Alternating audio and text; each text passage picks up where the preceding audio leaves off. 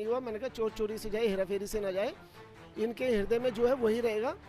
ये जो है ना, ये लोगों के दिमाग से खेलते हैं, शब्दों से खेलते हैं। अगर इनका दिल इतना ही सच्चा था, इतना ही पवित्र था, इनको लग रहा है कि यार अब हमसे गलती हो गई, तो माफ़ी मांग लें।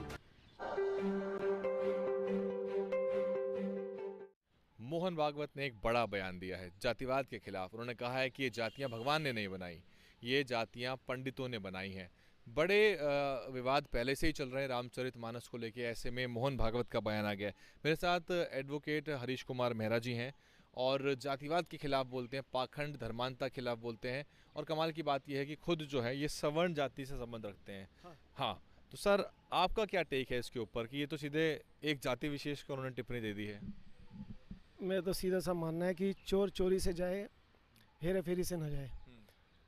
तो मैं तो ये एक्सपेक्ट कर ही नहीं सकता कि मोहन भागवत हो या कोई भी हो, जिन्होंने हज़ारों सालों तक एक कम्युनिटी का शोषण किया और आज जाके उनको ये ज्ञान मिला है कि ये सब जो भी हो रहा था गलत हो रहा था और उसके पीछे ब्राह्मण है।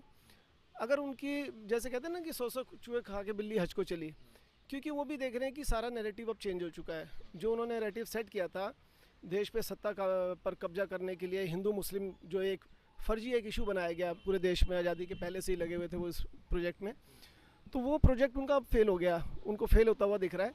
अब पूरा का पूरा जो उनका जो सिस्टम था वो फेल हो गया, क्योंकि अभी 5 अक्टूबर को आप जानते हैं जो प्रोग्राम हुआ था अंबेडकर भवन में, धम्म दीक्षा का कार्यक्रम किया था राजेंद्र पाल गौतम जी ने। 10,000 लोगों ने धम्म दीक्षा ली और ये एक ऐतिहासिक कदम था, क्योंकि कहीं भी देश के किसी और कोने में भी अगर ऐसा प्रोग्राम होता तो कोई नोटिस नहीं करता।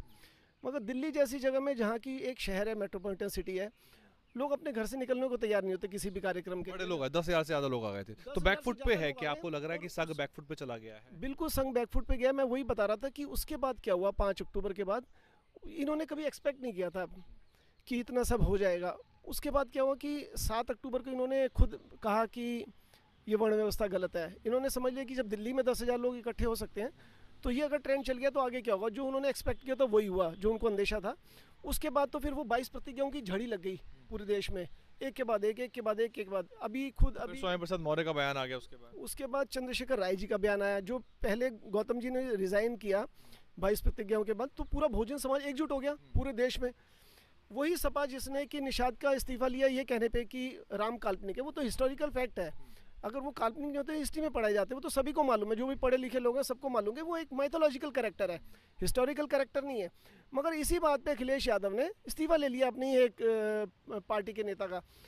मगर वही अखिलेश यादव जब 5 अक्टूबर के बाद जो ट्रेंड चेंज हुआ है, जो बहुजन समाज एकजुट हो गया आज की डेट में, तो उसके बाद जब स्वामी प्रसाद मौर्य ने चंद्रशेखर जी का सपोर्ट किया, रामचरितमानस की जो विवादित चौपाइयाँ हैं, ये कहते हैं कि इनके बयान विवादित है, मैं कहता हूँ चौपाइयाँ विवादित हैं, तभी तो उनको उसको अमेंड भी करना पड़ा एक चौपाई को। अभी सिर्फ एक चौपाई अमेंड हुई है, ये देखना धीरे धीरे ये सारी चौपाइयाँ अमेंड करेंगे। क्या अमेंड हुई सर? ताड़न कहने शिक्षा है, वो उसने ब्रैकेट में डाल दिया। अरे आप ही देखिए ना, अब ये कहते हैं कि जिनका 5,000 साल तक शिक्षा पर एकाधिकार था, वो खोज कर इतना दिमाग लाए इन लोगों ने, जिनका कि कॉपीराइट था शिक्षा के ऊपर। अब ताड़ना का जब पूरा उनकी पोल खुल गई उनकी सारी दुनिया में, तो अब कह रहे हैं कि ताड़ना का मतलब शिक्षा है। ढोल को और पशु को क्या शिक्षा देंगे? पशु को शिक्षा देंगे, ढोलक को भी शिक्षा देंगे। अब इनका मजाक उड़ रहा है, ये मजाक के ही लायक है। आप देखो ना, भारत का जो इतिहास है, इनका कोई कंट्रीब्यूशन नहीं है, भारत के प्रगति में इनका कोई कंट्रीब्यूशन नहीं है। इनका रोल सिर्फ ये है, इन्होंने समाज को बांट के इस देश को गर्त में धकेल दिया।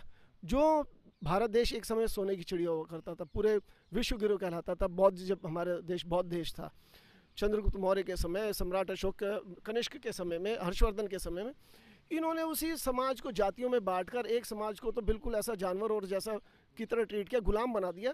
तो पूरा का पूरा देश जातियों में जब बढ़ गया तो कमज़ोर हो गया। बाहर से जितने आक्रमणकारी आते थे वो सब यहाँ पे जीतते हुए चले जाते थे। कुछ हज़ार की सेना को आती थी और लाखों की सेना को हरा, जातियों में बटा हुआ था, जातियों में बटा हुआ देश था। तो अब आज़ादी के बाद भी यही ट्रेंड चल रहा था, कांग्रेस हो चाहे बीजेपी हो, ये दोनों ही सवर्ण पार्टियां जितने भी हैं वो सब एक ही सोच, एक ही रखती हैं। अब जी भागवत का जो बयान है उसमें क्या लग रहा है, राजनीति है, कुछ सच्चाई है? मतलब हृदय परिवर्तन ही हो गया या फिर वो सोच समझ के बोल रहे हैं? कोई हृदय परिवर्तन नहीं हुआ। मैंने कहा चोर चोरी से जाए, हेरा फेरी से ना जाए, इनके हृदय में जो है वही रहेगा। ये जो है ना, ये लोगों के दिमाग से खेलते हैं, शब्दों से खेलते हैं। अगर इनका दिल इतना ही सच्चा था, इतना ही पवित्र था, इनको लग रहा है कि यार अब हमसे गलती हो गई, तो माफ़ी मांग लें। सारी दुनिया कहती है अमेरिका ने वहाँ बम फेंका तो उसके लिए माफ़ी मांगी, उन्होंने माफ़ी मांगी, मनमोहन सिंह ने माफ़ी मांगी, 84 के दंगों के लिए कांग्रेस ने माफ़ी मांगी। आपने हज़ारों सालों तक एक पूरी कौम को जानवर बना दिया, आप कब माफ़ी मांगोगे? फिर या तो हिस्ट्री की चीज़ होती, चलो हम मान लेते हैं हिस्ट्री हो गई, पुरानी बात हो गई, ख़त्म हो गई, है ना, अब तो एक नई दुनिया आ गई, रोज़ ही नया हो समाज रहा है, है। रोज़ हो रहा है, हर पल हो रहा है। हाँ ये है कि नोटिस में नहीं आता हमारे, मगर हो हर समय रहा, हर पल रहा। छोटे छोटे बच्चों को स्कूल में इतना टॉर्चर किया जाता है जाति के नाम पर, तो इनको अभी भी शर्म नहीं आ रही। अगर इनकी बात सच्ची थी, इनके मन की इनकी भावना सच्ची थी, तो इनको क्या करना चाहिए था, जहाँ पर भी ऐसे एट्रोसिटीज़ हो रही हैं दलितों के ऊपर, आदिवासियों के ऊपर, तो इसका विरोध करते। इनका आरएसएस के इतने 100 संगठन हैं, वो सारे उसका विरोध करते। मगर ये किस चीज़ का विरोध कर रहे हैं? जो दलित विरोधी टिप्पणियों का चंद्रशेखर राय जी ने विरोध किया, उसकी आलोचना की, उसकी उनके खिलाफ सारा का सारा इनका संगठन एकजुट हो गया। इनको क्या कहना चाहिए था, अगर इनकी ये सच्चे हैं तो कहना चाहिए था चंद्रशेखर राय जी ने जो बात उठाई है वो सही है, जो भी विवादित टिप्पणियाँ, नया समाज है, सारे दुनिया जो है बहुत आगे बढ़ चुकी है, और सारा समाज एक है। हम तो हिंदुओं के लीडरशिप कर रहे हैं, हम तो हिंदुओं का ठेका ले रखा है, तो हम तो मानते हैं कि सारे हिंदू एक ही हैं। और जो जो विवादित टिप्पणियाँ जिसमें कि हिंदुओं को बांटने की बात की गई है, जिसमें हिंदुओं के एक वर्ग को, एक पर्टिकुलर कम्युनिटी को नीचा दिखाने की बात की है, हम ये सारी टिप्पणियाँ हटाएंगे और इसका विरोध करते हैं। मगर इन्होंने क्या किया, इन्होंने उन टिप्पणियों के समर्थन में आगे आ गए, इनके दूसरे संगठन समर्थन में आ गए। जहाँ भी कहीं एट्रोसिटी होती है, किसी की हत्या होती है, ये सब साइलेंट रहते हैं। कैसे देखें इस बयान को सर? 24 के चुनाव आ रहे हैं, उसके से कुछ कनेक्शन है इसका? इसका उससे कनेक्शन ऐसे है, जो मैंने स्टार्टिंग में आपको बोला ना कि दलित इस बयान को सुनेगा और वो कहेगा अरे देखो भागवत जी कितनी अच्छी बात कर रहे हैं, और सब चल पड़ेंगे शाखाओं की तरफ। नहीं, वो 5000 साल से पीड़ित दलित अब समझ चुका है इनकी सारी चालों को। अम्बेडकरवादी 100% नहीं है, ये तो बात मानते हो ना सर? अम्बेडकरवादी 100% नहीं है, मगर बहुत सी जितने, दलित जातियां हैं जो बिल्कुल हिंदूवादी व्यवस्था से रहती हैं आज भी। मगर जो 100% अम्बेडकरवादी है वो तो इनको समझ चुका है।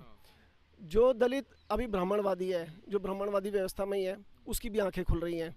अब ये चाहते हैं कि उसकी आंखें ना खुले, तो उनको दिखाएं कि हम तो सच्चे लोग हैं जी, हमारा तो कोई दोष ही नहीं है। अब वो ट्रेंड ये हो गया कि इनका था हिंदू मुस्लिम वाला इशू, वो हिंदू मुस्लिम वाला इशू फेल हो गया।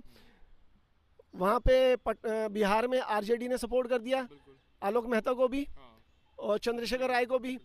यहाँ पे अखिलेश यादव ने भी अपना ट्रेंड चेंज किया, स्वामी प्रसाद मौर्य को सपोर्ट किया, बल्कि इनाम दे दिया, उनको प्रमोशन दे दी, राष्ट्रीय महासचिव बना दिया। तो अब इन्होंने देख लिया, जब इतनी बड़ी पार्टी, अभी तो गौतम जी अकेले लगे हुए थे, अपने अकेले लेवल पे ये काम को कर रहे थे, अब दो पार्टियां खड़ी हो गई।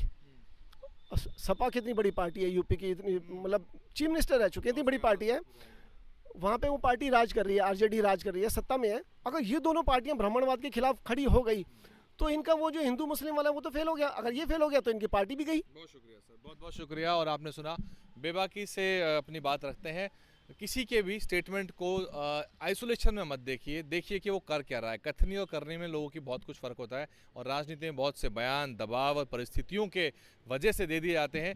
24 को लेके क्या कुछ हो रहा है और हर पार्टी उसको लेके क्या तैयारी कर रही है, इस परिप्रेक्ष्य में इस बयान को देखिए। बाकी ये देखिए कि ये जो दल है वास्तविकता में जातिवाद के खिलाफ क्या करना चाहते हैं ज़मीन पर। बहुत बहुत शुक्रिया। DNN हिंदी को सब्सक्राइब करने के लिए दबाएं लाल रंग का सब्सक्राइब बटन और घंटी का बटन दबाकर ऑल नोटिफिकेशन पर क्लिक करें। चैनल को जिंदा रखने के लिए नीले रंग का ज्वाइन बटन दबाकर चैनल को आर्थिक सहयोग करें।